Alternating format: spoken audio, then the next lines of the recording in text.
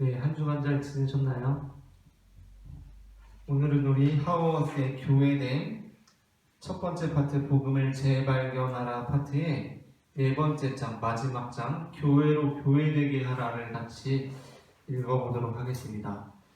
교회로 교회되게 하라, 우리에게 익숙한 표현이기도 한데 거의 이 제목은 하워스가 굉장히 자주 사용하는 슬로건과 같은 그러한 표현이라고 해요. 교회로 교회되게 하라. 그런데 과연 이 의미가 무엇인가? 교회로 교회되게 하라라는 것이 무엇입니까?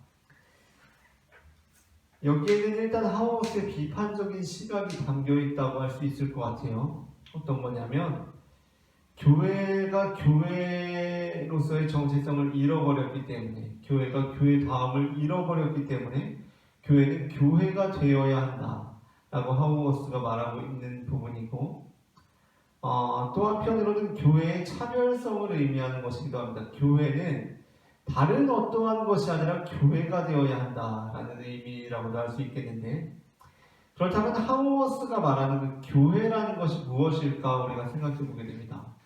하워스가 말하는 교회라는 것이 무엇일까? 특별히 이번 장에서 하워스는 그가 속했던 그 미국 정치 사회, 미국 사회 속에서 그 자유민주주의 정치 제도와 대비되는 면에서의 교회를 말하고 있습니다. 하워스는 그 미국 사회의 자유민주주의 정치 제도, 그 안에서 교회가 어떠한 역할을 해야 하는가를 말하면서 교회는 바로 덕을 길러내는, 덕을 육성하고 덕을 함양한 사람들을 양성하는 공동체가 되어야 한다라고 그렇게 말하고 있습니다. 덕을 길러내는 공동체로서의 교회, 그것이 바로 하워스가 말하는 교회인데, 그게 이제 우리가 일반적으로 생각하는 교회하고는 약간 다르게 다가올 수도 있을 것 같아요. 우리는 뭐 교회에서 예배를 하거나 그런 성례전적이고 말씀을 듣고 이런 의식적인 것을 더 중요하게 여길 수도 있는데, 하워스가 말하는 교회는 바로 무엇이냐면 덕을 함양하고 덕을 길러내고 덕을 육성하는 공동체로서 바로 교회입니다. 그렇다면 하워스는 이번 장에서 그가 속해 있는 미국 사회, 그 자유민주주의 정치제도에 대해서 어떻게 보고 있는 것입니까? 그가 말한 그 세상 정치 안에서는 덕을 길러낼 수가 없다라고 하워스는 보고 있는 거예요. 그러니까 그는 자유민주주의 정치 제도라는 것은 그 전제부터 덕과는 상관이 없이, 덕을 길러내는 것과는 상관이 없이 그것을 결여하고 이루어졌으며, 그렇기 때문에 교회는 이 제도 안에 있을지라도 교회는 덕을 길러내는 공동체가 됨으로써 세상과 구별되는 교회의 정치적 사명을 다할 수 있다라고 보는 것이 바로 하워스의 주장입니다. 그렇다면 이 세속적 사회는 우리에게 우리가 어떠한 사람이 되도록 만드는가? 하워스가 이 장에서 말하고 있는 것은 뭐냐면, 이 세속사회, 자유민주주의 사회가 우리를 어떻게 만들어내고 어떻게 우리가 결정적 존재가 되게 하는가. 사실 이게 참 아이러니인데, 자유민주주의, 자유를 강조하면 강조할수록 우리는 결정적 존재, 어떻게 보면 운명적 존재, 결정지어진 존재가 되고 만다라는 이 주장인데, 그렇게 될 수밖에 없다라고 하워스는 그렇게 이제 주장을 하는 겁니다. 덕을 길러내지 못하고 그러한 존재로 될 수밖에 없다. 그래서 하워스는 이 장에서 교회, 곧 덕을 길러내는 공동체로서 교회가 바로 서야 한다, 이렇게 말을 하고 있는 것입니다. 일단 이 장을 우리가 같이 보면서 한번 이야기를 나누었으면 좋겠는데, 4장에 교회로 교회되게 하라, 첫 번째 절에 세속정치의 본질을 인식하라라고 말하고 있습니다. 세속정치의 본질을 인식하라. 하워스가 말하는 것은 무엇이죠? 이 장에서도 말하지만 세상과 교회가 완전히 거의 분리되어 있습니다. 대립되어 있죠. 세상과 교회는 대립되어 있어요. 그래서 세상이 교회가 세상을 더 좋은 세상으로 만들 수도 있지만 그것은 교회의 1차적인 사명이나 본질적인 사명이 아니라는 겁니다. 하우어스는 뭐냐면 세속 정치, 세상, 자유, 여기서 이제 자유민주주의 미국의 그 사회에 대해서 말하는데 그것은 교회하고는 대립되어 있다는 것이 하우어스의 시각이에요. 그 시각 안에서 세속 정치의 본질을 인식하라라고 이제 우리에게 문제 제기를 하고 있는 겁니다. 그렇다면 이 하우어스가 지적하고 있는 세속 정치의 본질이란 무엇인가? 151페이지를 우리가 함께 보도록 하겠습니다. 오늘날 이 미국 사회 안에서 하우어스가 이 책을 집필할 당시에 가지고 있던 그 문제의식, 그 문제의식이 무엇인가? 151페이지의 넷째 줄에 이렇게 말하고 있습니다. 정치란 욕망의 분배에 관한 것으로서 욕망의 내용이야 어떻든 상관없다는 생각이 너무도 쉽게 받아들여지고 있으며 덕스러운 사람의 육성을 정치적 이슈로 삼아야 한다는 주장은 개인의 자유에 대한 용납할 수 없는 침해인 것처럼 간주되고 있다. 라는 것이 바로 무엇이죠? 바로 이 세속 정치의 문제라고 하우어스는 보고 있는 거예요. 뭐냐면 덕스러운 사람을 육성한다는 것은 개인의 자유에 대한 침해다. 그러므로 개인의 자유가 존중받아야 되기 때문에 그러한 것을 정치적으로 제한할 수가 없다라고 하는 것이 바로 이 세속 정치의 본질이라는 것입니다. 근데 여기서 더 문제가 되는 것이 뭐냐면 하우어스는 뭐라고 말하냐면 교회는 교회가 돼야 된다고 말하잖아요. 거기에서 이제 문제가 되는 것이 바로 그 아랫줄입니다. 더욱 해체적인 것은 교회가 점점 더 자유주의 정치를 모방해가고 있다는 점이다. 우리는 교회 역시 하나의 정치라는 점을 잊고 있다. 그 아랫줄.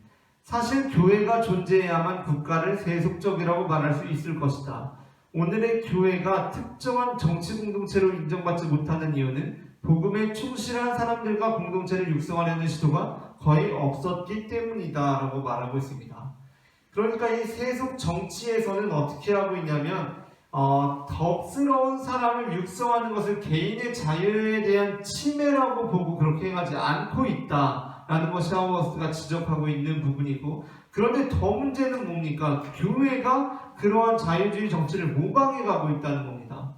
그러면서 교회가 덕스러운 사람들을 양성해내려고 하지 않고 있다는 것이죠. 그러면서 하우어스의 입장이 여기에서 이제 다시 한번 드러납니다. 151페이지 마지막에서 셋째 줄. 그리스도인의 으뜸가는 책무는 세상을 좀 더 선하고 좀 더 정의로운 곳이 되게 하는 것이 아니라 세상이란 무엇인지 인식하는 것이며 이것이 왜 그들의 정치적 책무가 되어야 하는지를 깨닫는 것이다 라는 것입니다. 그러니까 그리스도인의 가장 으뜸가는 책무는 세상을 좀 더 선하고 좀 더 정의로운 곳이 되게 하는 것이 아니라는 거예요. 하우어스의 입장은. 이게 하우어스의 어떻게 보면 독특한 입장입니다. 보통 이제 우리가 뭐 교회 안에서도 보수와 진보를 나누고 뭐 복음주의와 뭐 자유주의를 나누고 이렇게 하지 않습니까? 그런데 거기에서 대체로 진보적이라고 행하는 사람들이 하는 일이 무엇이냐면 세상을 좀 더 선하고 정의로운 곳이 되게 하는 것이 곧 하나님의 뜻과 동일한 말로 사용되는 경우들이 있단 말이에요. 그런데 하우어스는 분명히 그러한 것들과는, 그러한 주장들과는 결이 다르다는 거예요. 뭐예요? 하우어스는 그리스도인의 책무는 세상을 좀 더 선하고 정의로운 곳이 되게 하려는 것이 아니라 세상이란 무엇인지 인식하는 것이며 이것이 왜 그들의 정치적 책무가 되어야 하는지를 깨닫는 것이 바로 그리스도인의 으뜸가는 책무라는 것입니다. 그래서 하우어스가 말하는 것은 뭐냐면 여기서 이제 이게 중요하죠. 교회로 교회되게 하라는 거예요. 거기에서 뭐냐면 세상이 교회되게 하라는 것이 아니라는 말입니다. 온 세상이 다 교회가 되었으면 좋겠다. 온 세상이 다 하나님의 나라가 되기를 이러한 주장이 하우어스의 주장과는 다른 주장이라는 거예요. 하우어스는 교회로 교회가 되게 하는 것입니다. 교회로 교회가 되게 하는 것. 하나님의 나라가 세상 가운데 이루어지는 데 중점이 있는 것이 아니라 하나님의 나라가 교회 안에 이루어지는 데 중점이 있는 거예요. 하우어스는.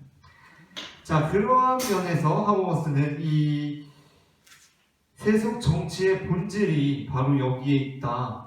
덕스러운 사람을 양성하지 못하고 있다라고 그렇게 보고 있는 것이고, 개인의 자유를 침해하지 않는 것, 그것이 이제 자유민주주의의 토대가 되어 있다라고 이렇게 말을 하고 있습니다. 그러면서 이 2절에 자유주의의 숨은 의도를 파악하라라고 말을 하고 있는데,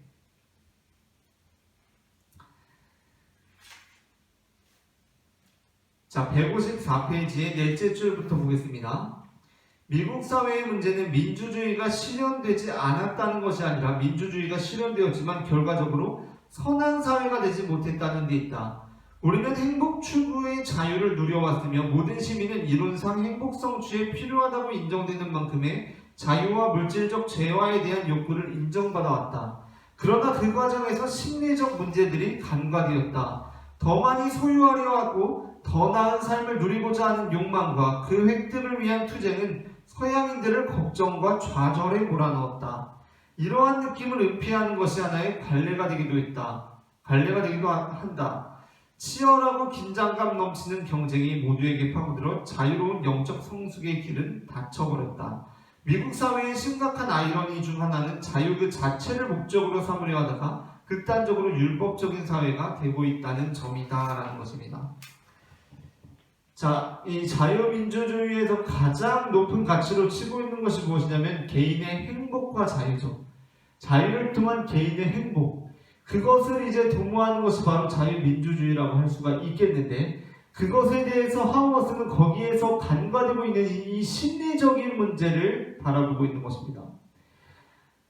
심리적인 문제란 무엇입니까? 사실은 행복이라는 것 자체, 자유라는 것 자체, 그 모든 것들은 다 심리적인 문제인데, 우리는 이 행복과 자유를 단순히 재화나 소유, 그리고 우리의 그런 욕구에 우리가 한정 지음으로써 자유로운 영적 성숙의 길이 오히려 닫혀버리게 되었다라고 하우어스는 그렇게 주장을 하고 있는 것입니다. 그러면서 하우어스가 지적하고 있는 것은 156페이지에 보게 되면 여기 이제 처음부터 하는 얘기가 무엇이냐면, 그러한 행복을 추구하는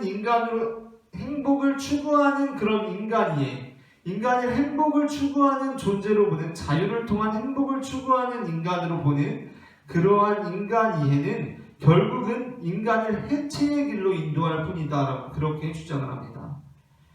뭐냐면 그것은 인간은 죽기 위해 태어난 존재라는 것을 부정하는 것이 된다는 것입니다. 인간은 행복을 추구하면서 살아갈 존재이기도 하지만 하우어스는 인간은 죽기 위해 태어난 존재다라고 보는 거예요. 죽기 위해 태어난 존재. 참 이상한 말이죠. 어느 누구도 죽기 위해 태어난 사람, 죽음을 고통이라고 한다면 고통받기 위해 태어난 사람은 없다고 할 수 있는데, 누구나 행복하기 위해 태어난 거잖아요. 그렇죠? 그것이 우리에게 익숙한 말이고. 그런데 하우어스는 그 행복을 추구하며 살아가는 것보다도 우리가 죽음을 인식하면서 살아가는 것이 더욱 영적으로 우리가 성숙한 길로 들어갈 수 있는 길을 준비해 줄 수 있다는 것입니다. 메멘토 모리라는 말이 있어요. 메멘토 모리라는 것이 무엇이냐면 죽음을 기억하라는 것이거든요. 죽음을 기억하라. 우리는 왜 죽음을 기억해야 하는가? 그 죽음을 기억할 때 우리가 오히려 이 삶을 더 온전하게 살아갈 수가 있기 때문입니다. 우리가 죽음을 부정하고 죽음을 부인하게 될 때 우리의 삶은 왜곡되어지고 만다라는 것이 바로 격언이 담고 있는 내용인데, 인생 수업이라는 책이 있어요. 인생 수업이라는 책에서 어떤 이제 곧 생명이 다하는 사람들을 이제 케어하는 그런 호스피스라고 하나요? 그런 역할을 하는 그런 데서 일하시는 분이 수많은 사람들을 만나고 인터뷰하고 나서 쓴 책이 있는데, 그 죽음에 직면한 사람들에 대한 내용을 다룸으로써 우리가 삶에 대해서 어떻게 생각하고 고민해야 하는가에 대해서 다루어지고 있는 책입니다. 거기에서 말하고 있는 내용이 무엇이냐면, 우리는 결코 죽음을 외면해서 죽음을 부정해서는 참 삶을 살아갈 수가 없다라는 거예요. 우리는 죽음을 인식하고 고통이라는 것을 인식함으로써 진정한 삶을, 성숙한 삶을 살아갈 수 있다는 것입니다. 하우어스 역시 그 부분에 대해서 비슷한 맥락의 주장을 하고 있는 것이라고 보여지고 있습니다. 그래서 이제 157페이지에 이런 말이 가능한 것이죠. 중간쯤에 보시면 정치적으로 우리가 자기 이익을 추구하는 것은 잘못이 아니다. 그러나 도덕적, 종교적으로 우리는 자기 이익의 추구가 여생을 살아가기에는 적절한 형식이 아니라는 점을 알고 있다라고 이렇게 말을 할 수가 있는 것입니다. 그러면서 3절에 자유주의에는 도덕적인 결함이 있다라고 말을 하고 있는데 과연 자유주의의 도덕적 결함이란 무엇인가? 여기에서 하우어스가 한 가지 예로 들어서 설명하고 있는 것은 특별히 하우어스가 이제 미국의 정치 시스템에 대해서 말하고 있는 것인데 영국과 비교해서 미국이 혈액을 매매하는 일을 허용하고 있는 것에 대해서 지적하고 있습니다. 이제 이 책이 집필될 당시의 배경에서 그렇게 말을 하고 있는 것인데 지금은 어떠할지 모르겠어요. 어쨌든 하우어스는 혈액이 매매되는 이 상황, 이것은 거래될 수 있는 이러한 제도, 이 제도가 과연 우리를 어떻게 만들어내는가, 우리를 어떻게 조성해내는가에 대해서 이렇게 말하고 있습니다. 163페이지의 셋째 줄. 우리가 깨닫지 못한 것이 있다. 선택의 기회를 줌으로써 혈액이 자동차나 칫솔처럼 사고팔 수 있는 물건이라고 생각해버린다. 그 결과 우리는 혈액 매매의 선택이 혈액을 여러 편의물 중 하나로 간주하게 만든다는 점을 간과했다. 다른 말로 하자면 사회 정책이란 효과적이고도 공정한 것이어야 할 뿐 아니라 심지어 우리를 시민의 덕을 지닌 존재로 육성해야 하는 것임을 간과해 왔다라고 이렇게 말하고 있습니다.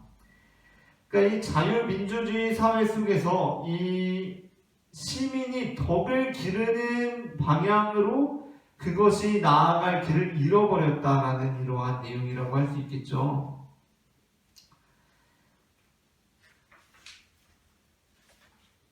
그리고 마지막 4절에 이르러서 이제 드디어 하우어스는 교회는 곧 덕의 학교가 되어야 한다라고 그렇게 말하고 있습니다.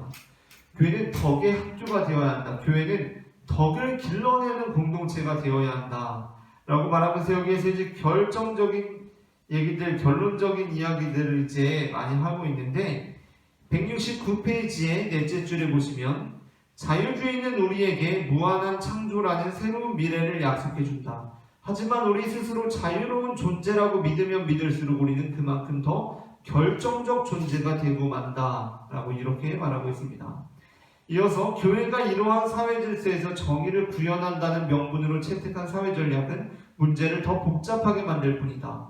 오히려 교회는 사회에서 교회 자체가 되는 것이야말로 으뜸가는 사회적 책무임을 알아야 한다 라고 말하고 있습니다.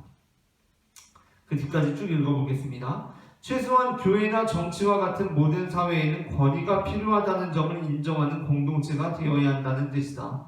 그러나 그리스도인에게 있어서 권위는 사회 그 자체 혹은 개인에게 있는 것이 아니다. 교회의 권위는 하나님께 있다. 교회는 자유주의의 정치의 위선을 일깨워주는 역할을 해야 한다. 자유주의는 권위의 합법화를 주장하면서도 마지못하는 척 다른 사람들을 지배하는 위선을 부리고 있다 라고 이렇게 말하고 있습니다.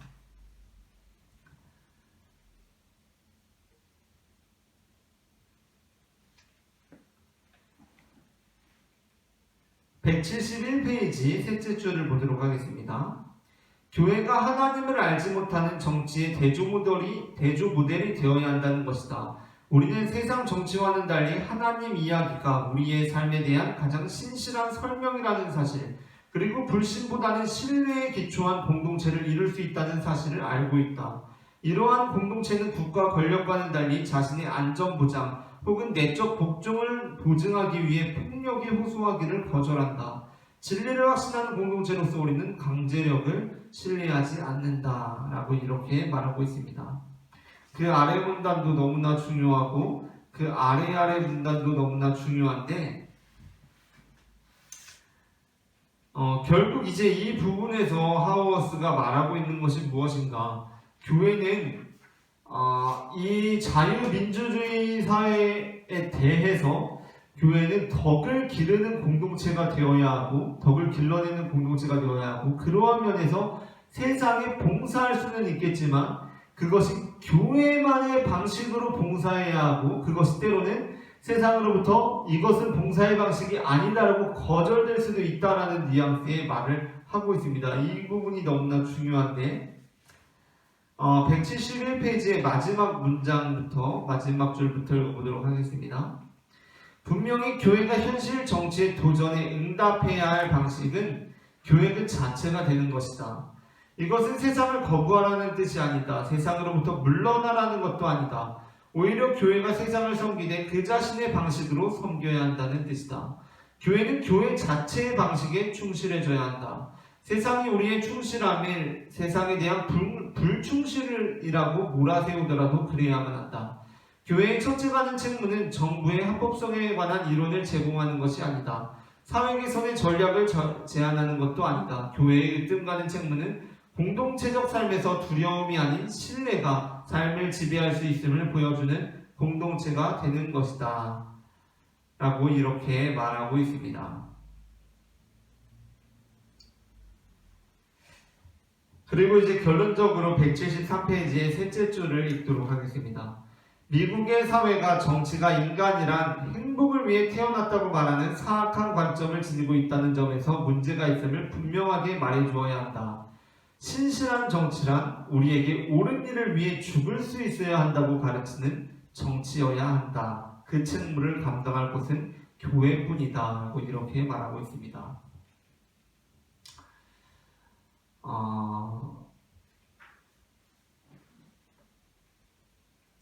사실 이것이 어떤 잘못된 제국주의나 전체주의 쪽에서 사용되기도 하지만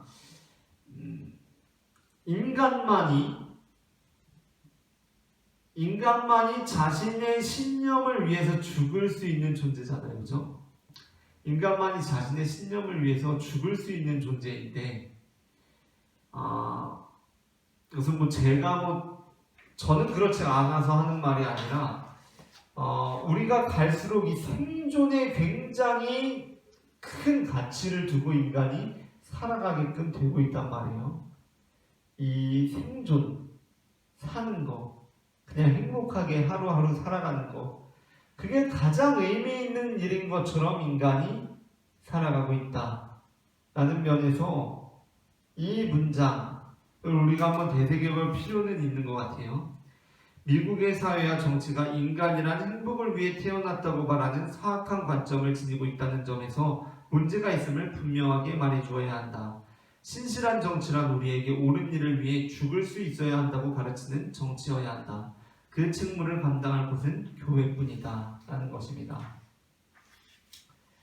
자, 저 역시도 읽으면서 굉장히 쉽지 않은 내용들이고 깊이 있게 다루어야 하는 내용들에도 불구하고 이렇게 표층적으로밖에 다룰 수 없는 것이 한편으로는 아쉽기도 한데, 그래도 우리가 이 하우머스의 교회됨이 말하고 있는 것이 무엇인가 한 장 한 장 한 줄씩 읽어 나가면서 이 사람의 사상에 대해서 얕게나마 이렇게 알아가면서 배우는 부분들이 분명히 있을 것이라고 그렇게 생각이 됩니다. 자, 오늘은 여기까지 하고 다음 주에는 파트 두 번째 복음을 성품화하라의 첫 번째 장, 즉 이 전체 책의 5번째 장 교회 성품의 공동체가 되라에 대해서 같이 살펴보도록 하겠습니다. 감사합니다.